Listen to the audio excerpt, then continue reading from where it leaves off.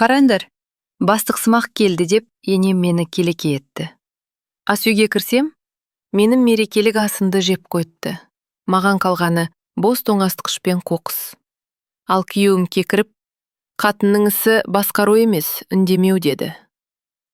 Сол түні мен үндемедім. Бірақ таңертең ол жұмыссыз, ал енесі баспанасыз қалды. Мен оларды бір күнде қалай тізе бүктірдім? Тыңдаңыздар. Сәлем, қымбатты оқырмандар. Каналыма қош келдіңіздер. Бүгін сіздерге өмірден алынған жаңа әрі ғибратты оқиғаны ұсынбақпын. Ендеше, кеттік. Айгерім оятқыш шырылдағанға дейін 5 минут қалғанда оянуға әбден дағдыланған еді. 5 жыл хатшы болып жұмыс істеген ағзасы ішкі сағат сияқты ешқашан қателеспейтін. Алматының қазан айындағы бұлыңғыр таңы перде арасынан әрең сығалап тұр. Ал ол болса көзін ашқан бойда бүгінгі атқара шаруаларын іштей тізіп үлгерді. Ас үй жақтан аяқ дыбысы естілді. Енесі әдеттегідей таң атпай тұрып, ыдыс аяқты әдейі қатты сықырлатып, аумақтың қожайыны кім екенін көрсетіп жүр. Айгерім үнсіз күрсінді. Зейнеп апамен бірге тұрып жатқан жарты жыл нағыз майданға айналғандай еді. Тұрмыстық ұсақ түйек үшін күнделікті бітпейтін соғыс. Азамат, тұратын уақыт болды, деді ол, күйеуінің иығынан жайлап түртіп. Күйеуі көрпені басына дейін бүркеп, нараз түрде күн кетті. Тағы 5 минут. Мазамды алмаш. Айгерім іштей 10-ға дейін санады. Бұл жүйкесін жұқартпау үшін қолданатын ескі психологиялық әдіс еді. 5 жыл бұрын олар енді шаңырақ көтергенде Азамат ешқашан оған бұлай жауап бермейтін. Бәрі біртіндеп, әсіресе енесі олардың 2 бөлмелі пәтеріне көшіп келгеннен кейін өзгерді. Ас үйде оны күнделікті шайқас күтіп тұрған еді. Зейнеп апа төрде Айгерімнің арнайы өзіне деп сатып алған қымбат кофесін ішіп отыр. Келін ханым да оянған екен ғой, деді ол кекете сөйлеп, кофесін сораптап. Таңғы асты өзім дайындайтын шығарым деп ойлап едім. Күйеуің екеуің түске дейін ұйықтайсыңдар, ал шешелерін аш отыра берсін. Айгерім үндеместен тоңастықышты ашты. Кеше ғана жұмыстан қайтардалған сүт жоқ. Ірімшіктің де жартысы ғайып болыпты. Жалақыға дейін қалған ақшасын іште есептеп, шайнекті қосты. Қайырлы таң, мама, деген Азаматтың қарлыққан даусы естілді. Ол ас үйге кіре салып, анасының бетінен сүйді де, орындыққа сылқ ете түсті. Таңғы асқа не бар? Ірімшік қосылған құймақ, деді Айгерім қысқа қайырып. Сөреден ұн алып жатып. Тағы да сол құрғақ нан ба? Деп Азаматтың қабағы түйілді. Мен еркекпін ғой. Маған дұрыс тамақ керек. Мына әйелдердің ермек емес. Зейнеп апа ернін жымқырып, ұлымен үнсіз келіскендей болды. Дұрыс тамақ ақша тұрады. Ал айлыққа дейін әлі бір апта бар, деді Айгерім сабыр сақтауға тырысып. Бірақ іші қайнап тұр еді. Менің ұлыма жұмыс істеуге күш керек. Ол кеңседе отыратын жай ғана қызметкер емес, құрылыста прораб болып істейді, деп дауыс көтерді Зейнеп апа. Ол осы отбасын асырап отыр, ұмытып кетпесең. Біз отбасын бірге асырап отырмыз, деп күбірледі Айгерім құймақты тарелкеге салып жатып. Мен де жұмыс істеймін.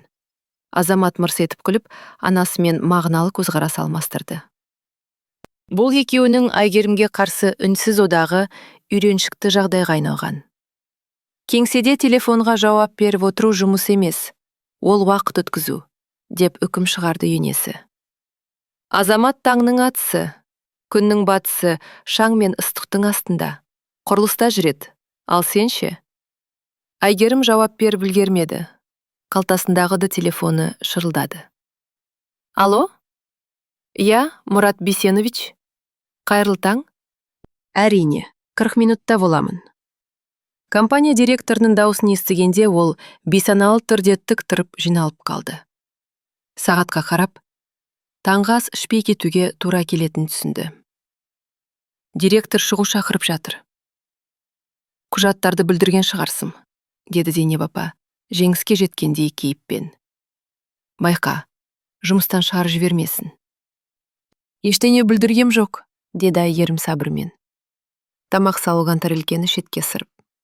Егер мен жұмыстан шықсам, бірінші кезекте ипотеканың мен төлейтін бөлігін төлей алмай қаламыз. Естеріңізде болса, ай сайынғы төлемнің 1/3 мен жабамын. Азаматтың қабағы түйіліп кетті. Ақша оған әсер ететін жалғыз аргумент еді. Жарайды, шығармайды, деді ол кенет тонын өзгертіп. Қағаз реттейсің ғой. Онсыз оларға қиын. Алтын құрылыс компаниясы қаланың шетіндегі бизнес орталықтың 3 қабатын алып жатқан еді. Айгерім мұнда университетті бітіргеннен кейін бірден жұмысқа кіріп, 5 жылдан бері тапжылмай істеп келеді. Хатшылық қызмет аса үлкен дарынды талап етпесе де, тұрақтылық пен жақсы жалақы беретін. Азаматпен де осы жерде танысқан еді. Ол кезде Азамат жас, өршіл прораб болатын. Кеңсеге жиі есеп өткізуге келетін. Махаббаттары тез өрбіді. Гүлдер, ілтипат, әдемі сөздер. Азамат мінсіз көрінетін. Қамқор, болашағы бар, жұмысы бар. Жаман әдеттерден аулақ. Танысқандарына 6 ай болғанда үйленді. Сол кезде Айгерім болашақ күйеуінің анасының әр сөзіне қалай бағынатынына мән бермеген еді. Зейнеп апа ол кезде жалғыз ұлын жақсы көретін мейірімді ана болып көрінген. Бәрі қайын атасы қайтыс болғаннан кейін өзгерді. 3 бөлмелі пәтерінде жалғыз қалған Зейнеп апа кенеттен жалғыздықтан қорқатынын айтты. Азамат әйелмен ақылдаспастан анасын қолдарына көшіріп алды. Сөйтіп, ипотекаға алынған 2 бөлмелі пәтерлері кенеттен тар болып қалды. Айгерім басында тіл табысуға тырысты. Енесінің сүйікті тамақтарын пісірді. Пікірін сұрады. Азаматтың бала кезде қандай керемет болғаны туралы бітпейтін әңгімелерін үнсіз тыңдады. Бірақ Зейнеп апа тез арада үйдегі бас әйел рөлін иемденіп алды. Тазалықты сынайтын, дайын тамақтың тұзын өз ойынша қайта себетін, заттардың орнын ауыстыратын және Айгерімге қызметші сияқты бұйрық беретін болды. Азамат бұл өзгерісті үнсіз бақылап жүрді. Кейде ебедейсіз араша түсуге тырысатын. Бірақ көбіне анасының жағына шығатын. Ол кісі үлкен ғой, жалғыз қалды, қиын, деп қайталайтын. Ол Айгерім енесінің кезекті қылығына шағымданған сайын. Бірақ біртіндеп өзі де әйеліне дәл сондай менсінбеушілікпен қарай бастады. Директордың қабылдау бөлмесінде Айгерім қобалжып шашын түзеп, пиджағын жөндеді. Таң атпай шақыру жақсылықтың нышаны емес. Кіріңіз, Айгерім ханым. Директордың хатшысы есікті нұсқады. Сізді күтіп отыр. Кең кабинетте Мұрат Бейсеновичтен бөлек қаржы директоры Әлия мен кадр бөлімінің бастығы Сәулет әте отыр екен. Зейнет жасына жақындаған Сәулет әтенің жүзі әрқашан шашаңқы көрінетін. Отырыңыз. Мұрат бос орындықты нұсқады. Сізбен маңызды әңгіме бар. Айгерімнің жүрегі дір ете қалды. Жұмыстан шығара ма? Әлде шынымен бір қателік жіберді ме? Айгерім, директор орындығына шалқайып. Біз сіздің жұмысымызды біраз уақыттан бері бақылап жүрміз. 5 жыл аз уақыт емес. Ол үстел астында саусақтарын айқастырып, ең жаманына дайындалды. Сәуле Зейнетке шығуға өтініш берді, деп жалғастырды директор кадр бөлімінің бастығына қарап. Және біз бір ауыздан бұл орынды сізге ұсынуды жөн көрдік. Айгерім құлағына сенбей қалды. Айгерім құжаттаманы біледі, ұжымды таниды. Мамандығы бойынша білімі бар, деп сөзге араласты Әлия. Оның үстіне өзін жауапты әрі тәртіпті қызметкер ретінде көрсетті. Бірақ мен жай ғана хатшымын ғой, деп күбірледі Айгерім абдырап. Жай ғана емес, деп жымиды директор. Осы жылдар ішінде сіз директордың көмекшісі қызметін атқардыңыз. Және жиі кадр инспекторын алмастырдыңыз. Бұл міндетті алып кететініңізге сенімдіміз. Жалақы да лауазымға сай болады, деп қосты Әлия. Оған бір парақ қағаз ұсынып. Міне, бастапқы шарттар. Оған қоса, бөлімнің жақсы нәтижелері үшін 90 сайынғы сыйақылар бар. Айгерім сандарға қарап, таңғалғаннан айқайлап жібере жаздады. Ұсынуған сома қазіргі жалақысынан 2 есе көп. Тіпті Азаматтың айлығынан да асып түседі. Мен келісемін, деді ол ақыры, кеудесін қуаныш кернеп. Тамаша, деді Мұрат Бейсенович қолын мысқылап. Сәуле сізді іске кірістіреді. 2 апта ішінде ресми түрде істі өткізіп береді. Бұйрықты және жалақының өсуін бүгіннен бастап ресімдейміз. Айгерім кабинеттен шыққанда толқығаннан аяғын әрең басып тұрды. Бұл нағыз өсу. Басшылық қызмет және түсіне кірмеген жалақы. Енді ипотеканы тез жабуға, үйге жөндеу жүргізуге, бәлкім қайнатасынан қалған ескі жүк көлігінің орнына жаңа көлік алуға ақша жинауға болады. Сәулет әте оның иығынан қағып, «Ұятқа қалдырма, қызым. Мен саған кепілдік бердім», деді. «Рахмет, Сәулет әте. Бар күшімді саламын». Күннің қалған бөлігі тұман ішіндегідей өтті. Айгерім жұмысқа зейін қоюға тырысқанымен, ойы қайта-қайта алдағы өзгерістерге ауа берді. Азамат не дейді екен? Қуанатын шығар. Бұл олардың отбасы үшін жаңа деңгейге көтерілу мүмкіндігі ғой. Жұмыс күні аяқталған соң, ол супермаркетке соғуды ұйғарды. Бүгін ерекше күн. Жаңа қызметті мерекелік дастарханмен атап өту қажет. Айгерім ең жақсыларын таңдады. Қымбат қызыл балық. Стейк жасауға арналған мәрмәр сиыр еті. Жақсы шарап. Весертке құлпынай және краветтен дәмді шоколадты торт. Кассада төлеп жатып, көптен бері алғаш рет тиын санамай, айлыққа дейін жете ме деп қорықпай тұрғанын түсініп таңғалды. Жаңа өмірге үйренетін уақыт келді. Үйге қайтар жолда Айгерім күйеуі мен енесінің қалай қуанатынын елестетті. Әрине, Зейнеп апа ұлы сөзін қыстырып қалу мүмкін. Бірақ мұндай кәсіби секірістің маңызлығын ол да мойындауға тиіс. Ал Азамат әрқашан өзінің жетістіктерімен мақтанатын. Енді міне, әйелімен де мақтанатын себеп табылды. Ауыр пакеттерді көтеріп баспалдақпен жоғары көтерілді. Лифт тағы да істемей тұр. Бірақ өз ойларына езу тартты. Өмір ақыры жақсы жаққа бұрылды. Енді бәрі өзгереді. Есікті өз кілтімен ашып, пакеттерді сыбырлатпауға тырысты. Сюрприз жасағым келді. Мен келдім, деп жарқын дауыспен хабарлады ол қонақ бөлмеге кіріп. Керемет жаңалығым бар. Азамат диванда жамбастап жатыр. Қолында сыра, көзі теледидардағы футбол матчында. Енесі диванда отырып жаңғақ шағып жатыр екен. Қабығын тікелей түкті кілемге тастап отыр. Айгерімнің жынын келтіретін ескі әдеті осы. Келінін көргенде Зейнеп апа көзін алайтып мысқылдай қарады. «Қараңдар, біздің бастық Сымақ келді», деді ол, кекете әндетіп, жаңғақ қабығын жерге қағып. «Сенің жұмысымдағы Жанар сүйіншілеп хабарласып бәрін жайып салды. Енді мұрның көктіреп, төбеңмен жүретін шығарсың». Айгерім қолындағы ауыр пакеттермен табалдырықта қатып қалды. Оның жаңа ғана жанып тұрған ынта жігері суық мысқылдан соғылған тас қабырғаға соғылып, күл парша болды. Жанар қаржы бөлімінің хатшысы және Азаматтың құрылыстағы әріптесінің әйелі. Аузында сөз тұрмайтын келіншек жаңалықты жеткізіп үлгерді. «Мен арнайы кешкі асқа дәмді заттар алдым», деді Айгерім абдырап, пакеттерді көтеріп көрсетіп. «Атап өтуге болады ғой». Азамат экраннан көз алмай мырс етті. «Соншама кім болды тағайындалдым? Бухгалтерияға ма? Әлде кадр бөліміне ме?» «Мен кадр бөлімнің бастығымын. Бастық Сымақ емес», деді Айгерім ас үйге беттеп, дауысы дірілдеп. Зейнеп апа әзіл естігенде қарқылдап күлді. Қатыннан бастық шыққаны мұз үстіндегі сиыр сияқты ғой. Күлкілі, бірақ пайдасы жоқ. Еркектің ісіне араласып нең бар? Айгерім азық-түлікті ас үй үстеліне қойып жатып, мысқыл сөздерді елемеуге тырысты. Жаңа жалақы, келешек, ұжымның құрметі. Жарты сағат бұрын бәрі сондай маңызды, сондай жарқын көрініп еді. Неге ең жақын адамдары оның қуанышын бөлісе алмайды? «Жалақым 2 есе өседі», деді ол шарап бөтелкесін шығарып. «Ипотеканы мерзімнен бұрын жаба аламыз». «Жарайды, тым болмаса бір пайдасы бар екен», деп күң кетті Азамат, ас үй есігінен көрініп. Ол стелдегі заттарға қарап ысқырды.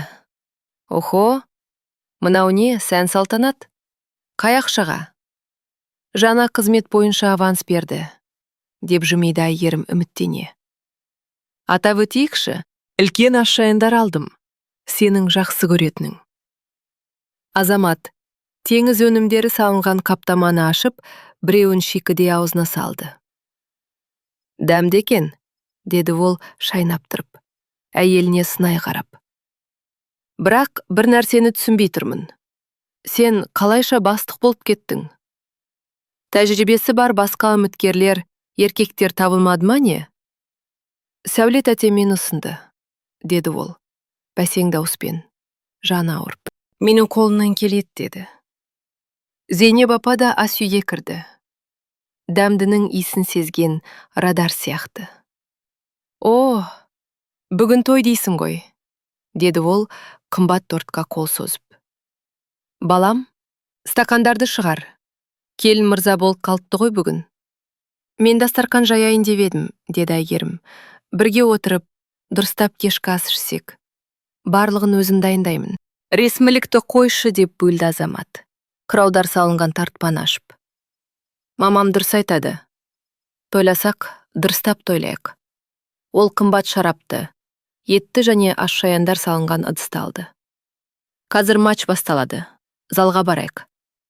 Зейнеп апа торт пен құлпынайды алып, қонақ бөлмеге беттеді. Айгерім ас үйде жалғыз қалып, өзінің мерекелік кешкі асының теледидар алдындағы жай ғана тіске басарға айналып бара жатқанына қарап тұрды. Кел, бастық ханым, деп айқайлады Азамат залдан. Әлде енді бізді менсінбей қалдың ба? Айгерім орындыққа ақырын отырды. Ішінде бір нәрсе сырт етіп үзіліп кеткендей болды. Жылдар бойы күйеуінің немқұрайлылығына, енесінің келекесіне шыдап келді. Бір күні өз құндылығын дәлелдеймін деп үміттенген. Ал енді карьерасының ең маңызды сәтінде олар тіпті қуана да алмады. Теледидардан комментаторлардың айқайы, Азамат пен Зейнеп апаның қарқылдаған күлкісі естіліп жатты. Айгерім қозғалмастан отырып, қалыпты отбасы болу туралы соңғы үмітінің қирағанын тыңдады. Сол сәтте ол ертең таңертең тоңазытқыштың бос қалатынын, сатып алған дәмді тағамдардың ізім ғайым жоғалатынын әлі білмейтін еді. Өмірін өзгертетін қоңыраулар соғатынын да білмеді. Бірақ ішінде жаңа бір нәрсе, суық әрі есепшіл, болаттай берік шешім оянып келе жатқанын сезді. Айгерім ас үйде ұзақ отырды. Залдан жанкүйерлердің айқайы мен бокалдардың сыңғыр естіледі. Ол қолындағы шай қасықты ермек қылып, металдағы өзінің қисайған бейнесіне қарап отырды. Есіне таңертеңгі жиналыс түсті. Директорлардың жүздері, оның қабілеті туралы айтқандағы сенімді дауыстары. Шынымен де, қаншама жылдық тәжірибесі бар кәсіби мамандар одан өз күйеуі мен енесі байқамаған қасиетті көріп тұр ма? Ей, не істеп тұрсың сол жерде? Есік жақтауында Азаматтың басы көрінді. Шараптан жүзі қызарып кеткен. Біздің команда гол соқты. Ал сен ас үйде мұңайып отырсың. Мен футбол ұнатпаймын, білесің ғой, деді Айгерім бәсең дауыспен. Бекере, Азамат есік жақтауына сүйенді. Біз мұнда мамам екеуміз сенің өсуіңді жуып жатырмыз. Кесеңші? Сендер шынымен мен үшін қуаныштысыңдар ма? Айгерім басын көтеріп, күйеуінің жүзінен тым болмаса кішкене қолдау ұшқынын іздеді. Азамат иығын қиқан еткізді, аса мән бермей. Әрине, неге қуанбасқа? Ақша көбірек болады. Ол бөтелкеден тікелей ұрттады. Дегенмен қызық, шынымды айтсам. Қатын бастық бұл онша байсалды емес қой.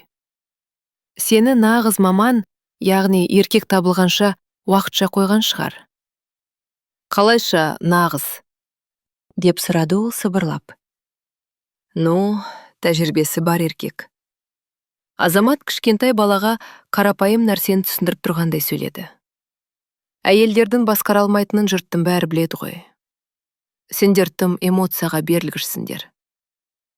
Залдан Зейнеп апаның дауысы естілді. Азамат, тез кел, пенальти берді. Қазір барам, мама, деді ол. Әйеліне немқұрайлы қарап, залға қайта жүгірді. Әйгерім тағы да жалғыз қалды. Теория жүзінде отбасы бар болса да, осы үйде әрқашан жалғыз. Ол орнынан тұрып, автомат сияқты бос пакеттерді жинай бастады. Ішінде бір түрлі тыныштық орнады. Барлығы кенеттен абанық болып кеткендей. Таңертеңгілік әдеттегідей басталды. Зейнеп апаның аяғын сүйретіп жүргені. Әйгерімнің қымбат кофесінің иісі. Өзі ғана шетінеді, бірақ енесі ешқашан тартынбайтын. Азамат әлі ұйықтап жатыр. Оның жұмысы кешірек басталады. Әйгерім дыбыс шығармай тұрып, ас үйге барды. Тоңазытқышты ашты да қатып қалды. Сөрелер бос. Не аш-шаян, не стейк, не құлпынай жоқ. Төменгі сөреде торттың бос қорабы ғана жатыр. Қоқыс шелегінде мыж-мыж орауыштар мен бос шарап бөтелкесі. Қайырлы таң келін.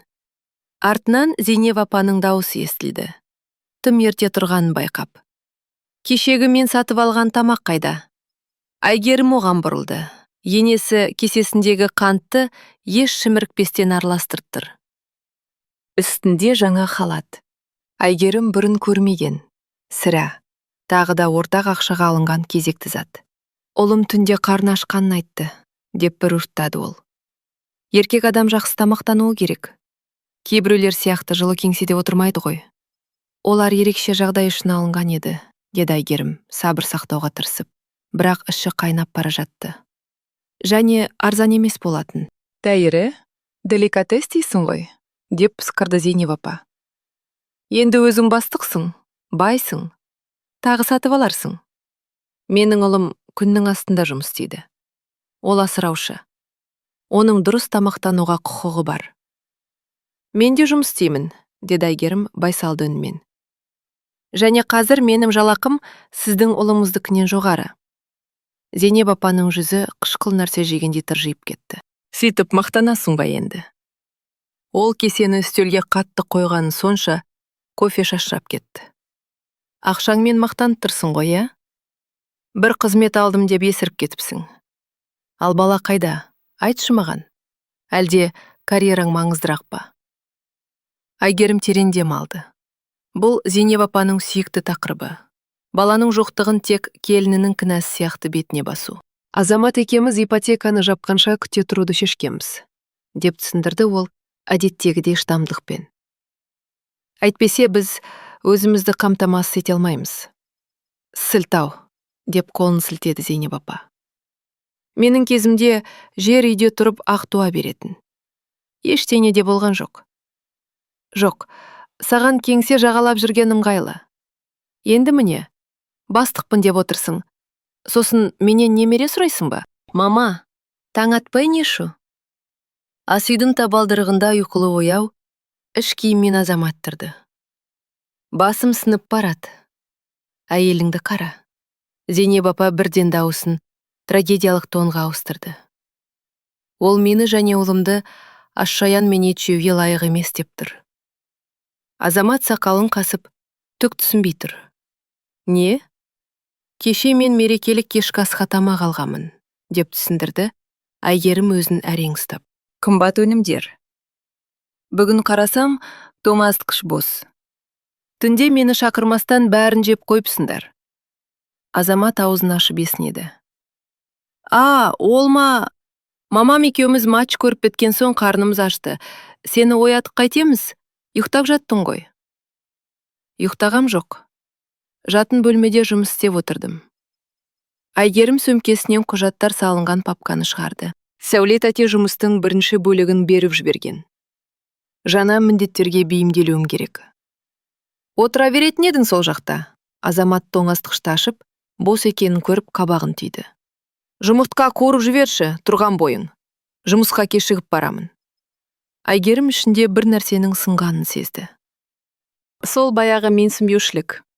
Бірақ қазір ол бұл жағдайға басқа көзбен. Жұмысында бағаланатын. Басшылық қызмет сеніп тапсырылған адамның көзімен қарап тұрды. Жұмыртқа жоқ, деп тоңазытқыштың есігін жапты. Сүт те жоқ. Түнде бәрін жеп қойдыңдар ғой. Дүкенге барып кел. Азамат тағы есінеді. Енді байсың ғой, бастық ханым. Уақытым жоқ. Айгерім сағатына қарады. Менің маңызды жиналысым бар. Ойбай, маңызды жиналыс. Зейнеп апа көзін аспанға қаратты. Сыртқы істер министрі дерсің. Сонда күйеуің құрылысқа аш бару керек пе?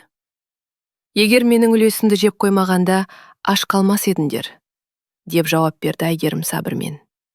Азамат, мен жуынамын. Қаласаң, таңғы асқа ақша тастап кете аламын. Азаматтың жүзі қатайып кетті. Маған ақша тастайсың? Ол ренжіген түрмен бойын тіктеді. Мені қаяшы деп тұрсың ба? Бір қызмет алдым деп ақша шашып кеттім бе? Мен прорабпын. Менің өз айлығым бар. Оның көбін жұмыстан кейін достарымен сыра ішуге құртасың, деді Айгерім даусын бәсеңдетіп. Ол менің ақшам. Азамат даусын көтерді. Өзім таптым, өзім жаратамын. Ал менікі түгелдей отбасылық бюджетке кету керек пе? Айгерім бойында кенеттен батылдық пайда болған сезді. Менің тамағым жоғалып кетеді. Кофем рұқсатсыз ішіледі, ал үйдің барлық шығыны менің мойнымда. Зейнеп апа ұлым қорғағандай алға бір қадам басты. Менің балама дауыс көтерме. Ол өгізде жұмыс істейді. Екеуіңді де асырап отыр. Арасында достарымен демалып тұрса, ол қасиетті іс. Еркек адам буын шығарттыруы керек. Аптасына кемінде 3 рет болсын. Буын шығарады, деді Айгерім тіке қарап. Және айлығының 1/4 соған құртады. Ал бізде ипотека мен коммуналдық төлемдер бар. Сараң, деп түкіргендей болды Азамат, әр тиынды санап. Күйеуіңді тамақтандырғың келмесе ашық айт. Менің қалайтыным теңдік, деді Айгерім нық сеніммен. Менің жұмысымды сенікінде құрметтегенді қалаймын. Жетістігімді мазақ етпей, бағалағанды қалаймын. Жетістік, Азамат пысқырды. Кадр бөлімнің бастық етіп қойыпты. Қатырдың, жай ғана қағаз жуыштасың. Айгерім оған үнсіз қарап тұрды да, қарсысында мүлдем бөтен адам тұрғанын түсінді. 5 жыл бұрын қуанышта да, қайғыда да бірге боламын деп уәде берген жігіт емес. Қазір бұл адам оның жетістігіне ызаланып, кәсіби өсуін келекей етіп, еңбегін жоққа шығарып тұр. Білесің бе, деді ол сабырлы үнмен. Бәлкім, сенікі дұрыс шығар. Менің жұмысым жай ғана қағаз жуыту болар. Бірақ сол қағаздар ол папканы нұқып қалды. Адамдардың тағдырын шешеді. Соның ішінде сенің де тағдырың бар. Азамат оған менсінбей қарады. Ол нені білдіреді сонда? Ерекше ештеңе емес. Айгерім иығын қиқаң еткізді. Жай ғана факт. Кадр бөлімінің бастығы барлық еңбек шартына қол қояды. Тәртіпті қадағалайды. Жұмыстан шығаруды және сыйақыларды бекітеді. Жай ғана қағаз қоя, Зейнеп апа келінінің даусынан жаңа, бұрын естімеген ызғарды байқап жиырылып қалды. Сен менің ұлыма қоқан лоққы көрсетіп тұрсың ба? Деп алға ұмтылды ол, иегін көтеріп. Қалай дәтім барады? Ол компаниядағы ең керекті қызметкер. 3 нысан оның қарамағында. Ешкімде алмастырылмайтын тұлға емес, Зейнеп апа, деді Айгерім бәсең дауыспен. Ешкім. Мұны сіз бәріне жақсы білесіз. Енесі демін ішіне тартып қалды. Бетіне шапалақпен ұрғандай болды. Ол жарты жыл бұрынғы жағдайды бірден түсінді. Ол кезде мектепте қаншама жыл мұғалім болдым. Менсіз мектеп құлайды деп мақтанатын. Кейін кенетте зейнетке шығып, ұлының қолына көшіп келді. Күйеуі қайтқан соң, жалғыздықтан қорқамын деп сылтауратқан еді. Бірақ Айгерім таныстары арқылы шындықты білетін. Іс жүзінде оны әріптестермен үнемі ұрысқаны. Және ата-аналардың шағымы үшін өз еркімен кетуге мәжбүрлеген болатын. Мен кетуім керек, Айгерім сағатына қарады. Бастық ретіндегі алғашқы жиналысыма кешіккім келмейді. Ол сөзінен есеңгіреп қалған Азамат пен Зейнеп апаның жанынан өтіп, жуынатын бөлмеге беттеді. Бүгін ол киімін ерекше ұқыптылықпен таңдайды. Бұл оның жаңа мәртебедегі алғашқы күні. Үйде оны сыйламауы мүмкін, бірақ жұмыста оның кім екенін білетін болады. Кеңседегі күн өте қарқынды өтті. Сәуле тәте Әйгерімді бөлімнің барлық секторларымен таныстырып, бірез және басқа басқару бағдарламаларын көрсетті. Құжат айналымын түсіндірді және еңбек заңнамасының негізгі тұстарына назар аударды. Сен түсінуің керек, ең басты нәрсе, деді ардагер маман орындығына шалқайып. Қызметкерлердің бәрі бірдей емес. Біреуге жұмсақтық керек, біреуге қаттылық. Әсіресе прорабтарға. Олар құрылыста өздерін хан санап кетеді. Олар үшін құжат деген жоқ. Үнемі бірдеңені кешіктіреді, қол қоюды ұмытады, қағаздарды жоғалтады. Әйгерім еріксіз азаматты ойлады. Ол да үнемі кеңседегі қағазбастылыққа шағымданатын. Ал олармен қалай күресу керек, деп сұрады ол. Сәуле тәте жымиды. Әр қайсының осал тұсы бар. Біреу сыйақы алғысы келеді, біреу демалыс сұрайды. Біреу жаман мінездемеден қорқады. Сол нүктені тапсаң, кез келгені жуасық қалады. Күннің соңына қарай Әйгерімнің басы ақпараттан гүлдеп кетті. Жеке істерді қарап, ішкі құрылымды, демалыс кестелерін, оқыту жоспарларын жаттап отырды. Құжаттардың арасынан тәртіптік жазалар туралы папканы тауып алды.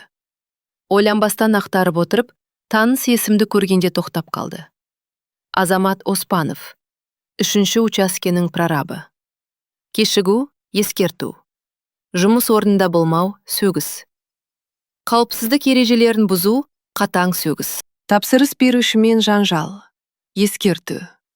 Әйгерім парақты баяу аударды. Тағы да баянаттар, тағы да тәртіп бұзушылықтар. Барлығы жақында болған. Неге күйеуі бұл туралы ешқашан айтпаған? Қалайша ол бір компанияда жұмыс істеп жүріп, ештеңе білмеген? Қызық оқу ма? Сәуле тәте иығынан сығалап қарады. Оспанов па? Сенің күйеуің, я? Әйгерім басын көтерместен бас изеді. Ең тәртіпті қызметкер емес, деп күрсінді әйел. Жақсы маман, я? Бірақ Мұрат Бесенович оны мінезі үшін 2 рет жұмыстан шығармақ болған. Мен тоқтаттым. Тәжірибесі үшін, жылдары үшін, және сен үшін. Ақыры туыспыз ғой дегендей. Әйгерім басын көтерді. Мен үшін бе? Сәуле тәте үстелдің шетіне отырды. Сендердің қалай тұратындарыңды білмейді дейсің бе? Қала кішкентай ғой. Енең талай жыл сабақ берді. Оны бәрі біледі. Мінезінде. Әйгерім бетінің қызарып бара жатқанын сезді. Сонда оның отбасылық өмірі бүкіл компанияның әңгімесі болған ба? Яума. Сәуле тәте оның иығынан сипады. Ешкім сені кінәламайды. Қайта, қалай шыдайды екен, деп таңғалады. Мен болсам баяғыда төңкеріс жасар едім. Мен жай ғана отбасын сақтап қалуға тырыстым, деп күбірледі Әйгерім. Отбасын 2 адам сақтайды, қызым. Сәуле тәте қағаздарды жинады. Жалғыз емес. Бар, үйіне қайт. Ертең жалғастырамыз. Үйге қайтар жол ой құйынына айналды. Азаматтың жазалары, Сәуле тәтенің сөздері, таңертеңгі қорлау, құрметсіздік. Үйдің алдына көлігін қойып, біраз уақыт қозғалмай отырды. Сол есіктің артында оны не күтіп тұр? Тағы да келеке, тағы да талап. Әлде тым болмаса кішкене өзгеріс бар ма? Пәтер есігін ашқанда Әйгерім бірден түсінді. Ешқандай ғажайып болған жоқ. Залдан қарқылдаған күлкі мен бокалдардың соғылған дыбысы естілді. Дәлізбен ақырын жүріп басын сұқты. Азамат пен Зейнеп апа үстелді тағам мен бөтелкеге толтырып қонақ күтіп отыр екен. Олармен бірге тағы 2 адам бар. Азаматтың құрылыстағы әріптесі Берік және оның әйелі Жанар. Жаңалықты таратқан сол баяғы қаржы бөлімінің хатшысы. Қаразы, кім туралы айтып отыр едік? Азамат бокалын көтерді. Біз сенің қызметіңді жуып жатырмыз. Менсіз бе? Деп сұрады Әйгерім. Бәсең дауыспен, көңілді отырған топқа қарап. Сен әрқашан бос емессің ғой. Зейнеп апа иығын қиқаң еткізді. Бірде жиналыс, бірде қағаз. Біз күтіп отыра алмаймыз. Жанар аузын қолмен жауып, сок-сок күлді. Құттықтаймын Әйгерім. Тосын сый болды. Біз бәріміз жоспарлау бөлімінен Нұржанды қоятын шығар деп ойлап едік. Оның тәжірибесі бар ғой директорлыққа. Басшылық басқаша шешті, деп жауап берді Әйгерім құрғақ. Әр сөзінің астарындағы уды сезіп. Отыр, бізбен бірге алып қой. Азамат қасындағы диванды нұқыды. Біз дәл қазір әйел адамға мұндай үлкен қызметті басқару қаншалықты қиын болатынын айтып отыр едік. Берік, ірі денелі, қызыл шырайлы жігіт қарқылдап күлді. Әсіресе қарамағында соншама еркек болғанда. Айтшы Әйгерім, енді кадрларды басқарасың ғой. Прорабтарды қалай бағындырмақсың? Олар сені тыңдамайды ғой. Әйгерім босағада тұрып, арқасынан ызаның өрмелеп бара жатқанын сезді. Бәрі, күйеуі, енесі, мына қонақтар оның жетістігін мазақ етіп, қабілетіне күмән келтіру үшін жиналғандай. Меніңше кез келген қызметкер кадр бөлімінің бастығын тыңдайды, деді ол, салқын сыпайылықпен жымиып. Әсіресе тәртіптік проблемалары болғанын қаламаса. Айтпақшы Берік, сенде де өткен айда жұмыста болмағаның үшін ескерту бар еді ғой, иә? Беріктің жүзінен күлкі лезде жоғалып кетті. Ол Азаматқа абдырап қарады. Қайдан біледі? Қызметкерлердің жеке істерінен. Әйгерім иығын қиқан еткізді. Бүгін қарап шықтым. Өте қызық мәліметтер бар екен. Залда ауыр тыныштық орнады. Жанар шашын түзеп, қобалжи бастады. Зейнеп апай ернін жымқырды, ал Азамат әйеліне ашуын әрең жасырып қарады. Мен киімімді ауыстыруым керек. Әйгерім қонақтарға бас изеді. Отырыстарымыз көңілді өтсін. Ол бұрылып кетіп қалды.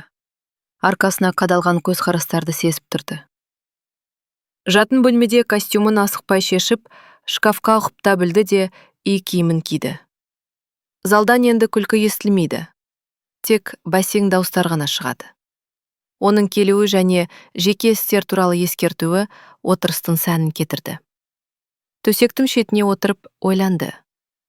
Күні бойы Азаматтың жазаларын қорытып жүрген еді. Ол ешқашан бұл туралы тіс жармаған.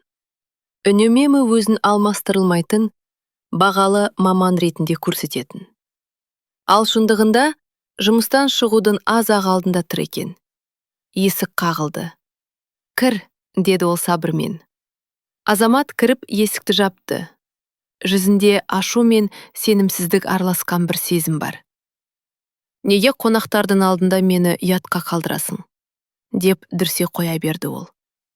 Әдеттегідей Берік кетіп қала жаздады. Әрең алып қалдым. Мен ешкімді ұятқа қалдырған жоқпын. Ол тіке қарады.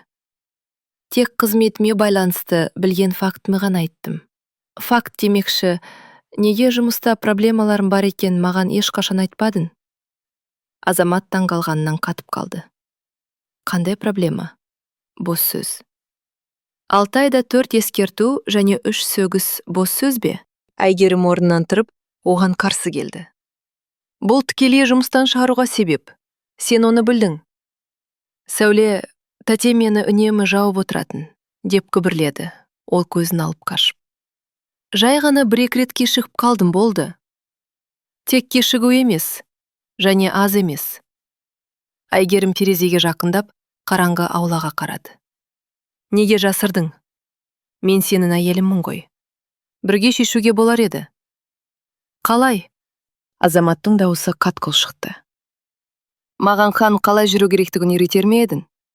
Әлде бастыққа барып, мен үшін жылар ма едің? Жоқ, рахмет. Өзім шешемін. Енді не өзгерді? Деп сұрады ол бассейн, бірақ нық дауыспен. Қазір мен басшылық бір бөлігімін. Кадрлық шешімдердің бәріне мен қол қоямын. Азамат оған ашық ашумен қарады. Сонда не айтқың келіп тұр? Бір қызмет алдым екен деп, енді үйде де, жұмыста да мені басқарам деп ойлайсың ба? Мен ешкімді басқарғым келмейді, деді Әйгерім шаршаған үнмен. Тек енді менің жауапты жұмысым бар екенін және мазақ емес, қолдау керек екенін түсінгеніңді ғана қалаймын. Мазақ емес. Сені кім мазақ қылды? Азамат таңғалған түр танытты. Біз жай ғана қанжымдастық қой. Ал сен бірден Берікті жазамен қорқытып, бұл қалыпты нәрсе деп ойлайсың ба? Калтты. Айгерім ернін жымқырды. Сенің, Беріктің және шешеңнің менің жұмысымды ойыншық көруі қалтты ма? Менің өскенімді атап өткендей болып, шын мәнінде келеке ету үшін жиналғандарың қалтты ма? Біз бір команда емес сияқты. Жұмыстағы проблемаларыңды менен жасыруың қалтты ма? Иә, өте қалтты. Азамат жұдырығын түйіп, өзін әрең ұстап тұрды. Сөйде, деп күн кетті ол.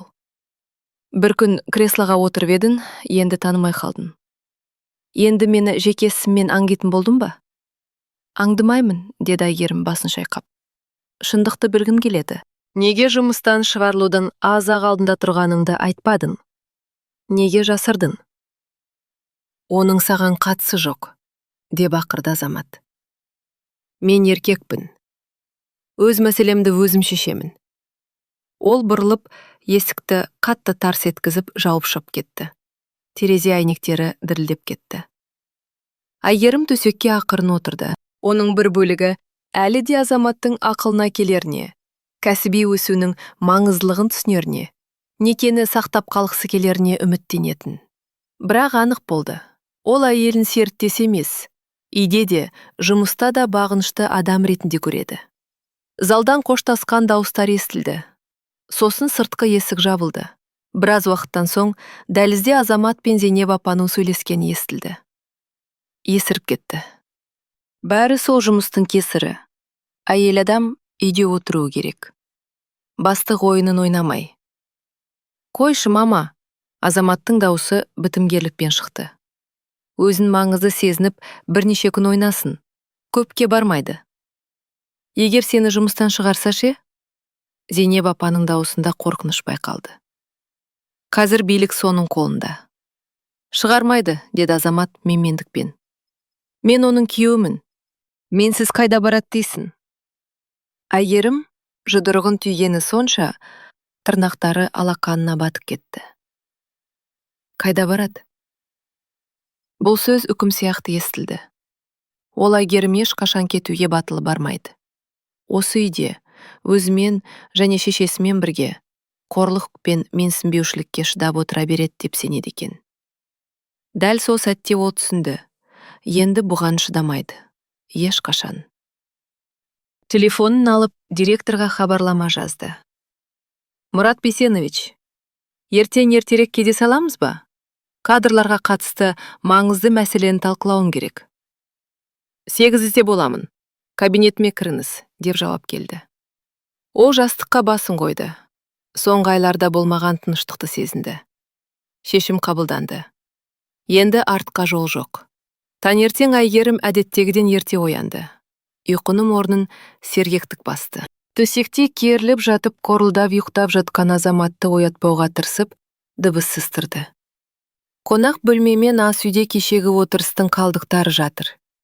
Кір ыдыстар, бос бөтелкелер, камақ қалдықтары. Зейнеп апа әдеттегідей ештеңе жинамаған. Бірақ бұл жолы Айгерім ашуланған жоқ. Тек салқынқандылықты сезінді. Бұл бейберекетсіздік оның отбасылық өмірінің дәл көрінісі еді. Менсінбеушілік, немқұрайлылық, қамқорлықтың жоқтығы. Ол душ қабылдап, ең ресми киімін таңдады. Мінсіз үтіктелген ақ жейде, мем қою көк костюм. Макияжын мұқият жасады. Бүгін ол мінсіз көрінуі керек. Телефоны дірілдеді.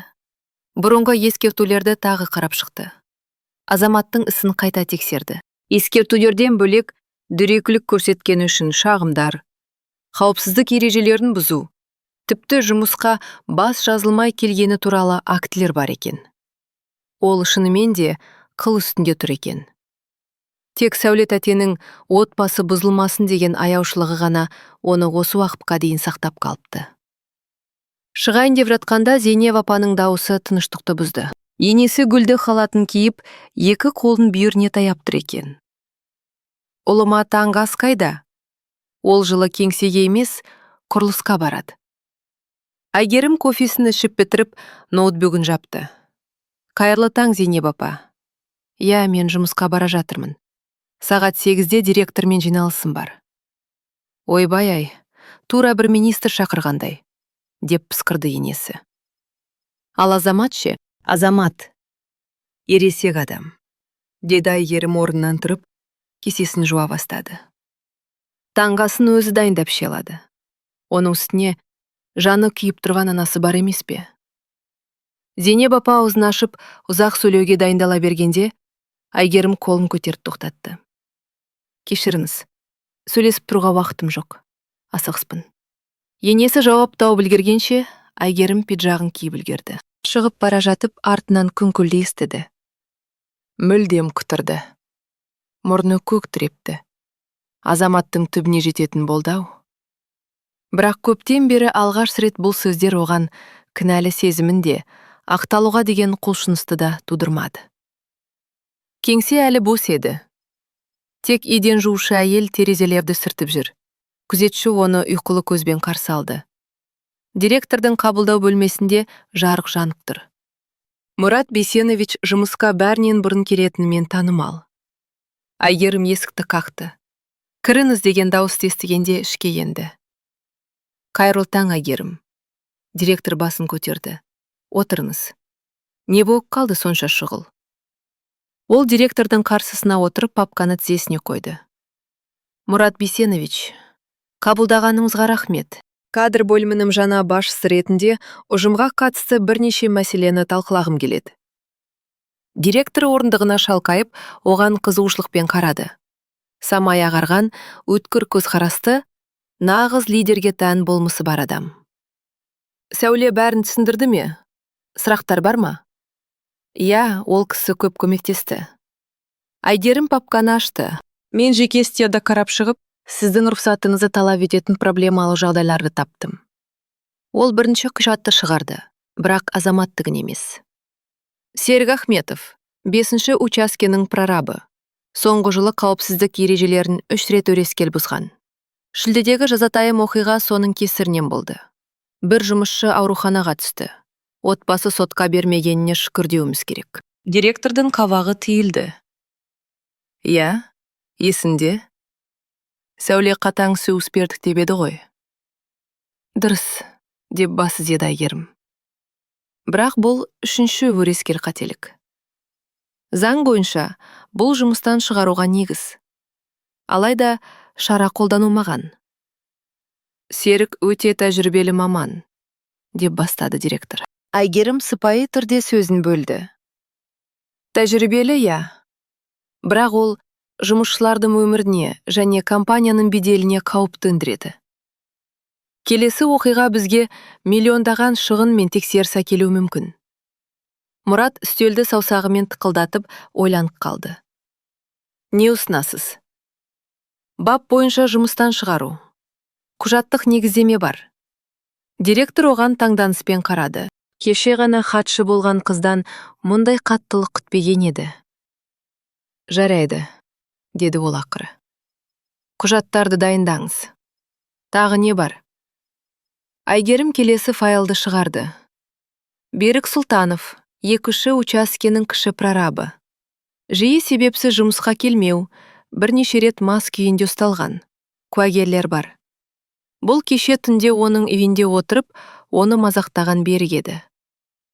Сұлтанов. Директор есіне түсіре алмай, қабағын шытты. Дәл солай. Айгерім сәл жымиды. Оның құқықтары назардан тыс қалып келген. Сәуле тәте, бар құрметіммен айтайын. Кейбір қызметкерлерге тым жұмсақ қараған. Оны да шығаруды ұсынасыз ба? Мұрат қасын көтерді. Жоқ, деді Айгерім. Берік техникалық жағынан құнды. Мен оны техникалық бақылау бөліміне ауыстыруды ұсынамын. Тәжірибесі сол жерде керек болады. Бірақ басшылық жауапкершілігінсіз және әрине лауазымы мен жалақысын төмендету арқылы. Директор құжаттарды қарап шығып баяу бас изеді. Қисынды.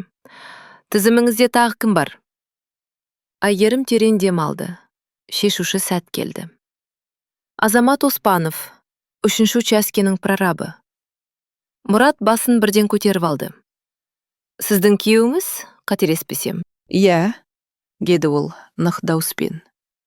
Бірақ бұл мәселенің тек кәсіби тұрғыдан қаралғанын сұраймын. Ол ең қалың 3-ші папканы ұсынды. Соңғы 6 айда 4 ресми сөгіс және 3 ескерту алған. Клиенттерден дөрекілік көрсеткені үшін, тауарды кешіктіргені және бақылаудың жоқтығы үшін түскен шағымдар бар. Жұмысқа міндетін атқаруға жарамсыз күйде келген туралы 2 баянат тіркелген. Мұрат құжаттарды мұқият оқып шықты. Қағаздың үстінен оған сынай қарап отырды. Әйгерім тік, сабырлы қалпын бұзған жоқ. Сіз өз күйеуімізді жұмыстан шығаруды ұсынып отырғанымызды түсінесіз бе? Деп сұрады ол ақыры. Мен тарихы еңбек шартын бұзуға, жеткілікті негіз беретін қызметкерге еңбек кодексін қолдануды ұсынып отырмын, деді Әйгерім. Бейтарап дауыспен. Жесте байланыс компания саясатына кедергі келтірмеуі тиіс. Мұрат оған ұзақ қарады. Білесіз бе? Деді ол асықпай. Сәуле сізді осы қызметке ұсынғанда, мен күмәнданған едім. Мұндай орын мінезді, қаттылықты және жағымсыз шешімдер қабылдау қабілетін талап етеді. Бұл салмақты бәрі бірдей көтере алмайды. Ол сәл кідіріп, баға бергендей болды. Бірақ қазір көріп тұрмын. Сіз сезімнен гөрі компания мүддесін жоғары қоя біледі екенсіз. Рахмет, Мұрат Бейсенович. Әйгерім сәл жымиды. Компания үшін ең дұрыс шешімді қабылдаймын. Олай болса, іске кірісіңіз, деп бұйырды директор. Серік, жұмыстан босату. Берік, жалақысын азайтып, басқа бөлімге ауыстыру. Ал күйеуіңізге қатысты, Ол Әйгерімге артқа шегінуге мүмкіндік бергендей кідірді. Оспановқа да жұмыстан шығару бұйрығын дайындаңыз. Бірақ алдымен кадр бөлімінің басшысы ретінде ресми сұхбат өткізіңіз. Егер оған соңғы мүмкіндік бергіңіз келсе, ол сіздің құқығыңыз. Отбасылық мәселелер әрқашан нәзік қой. Әйгерім папканы жауып жатып бас изеді. Бүгін орындаймын. Егер рұқсат етсеңіз, жеке өтінішім бар еді. Жалақының өзгергеніне байланысты банкке табыс туралы анықтама қажет. Біз ипотека төлеп жатырмыз. Мен өз бөлігімді мерзімнен бұрын толық жапқым келеді. Әрине, деді Мұрат интеркомды басып. Әлия, Әйгерімге табыс туралы анықтама дайындаңыз, шұғыл түрде. Әйгерім жаңа кабинетіне оралды. Есікте адами ресурстар бөлімінің басшысы деген жазу ілініп тұр. Сәуле тәте ішкі құжаттарды реттеп жүр екен. Келдің бе ақыры? Деп күлді ардагер. Бірінші күні жұмысқа келмей қалама деп қорқып едім. Директорда болдым.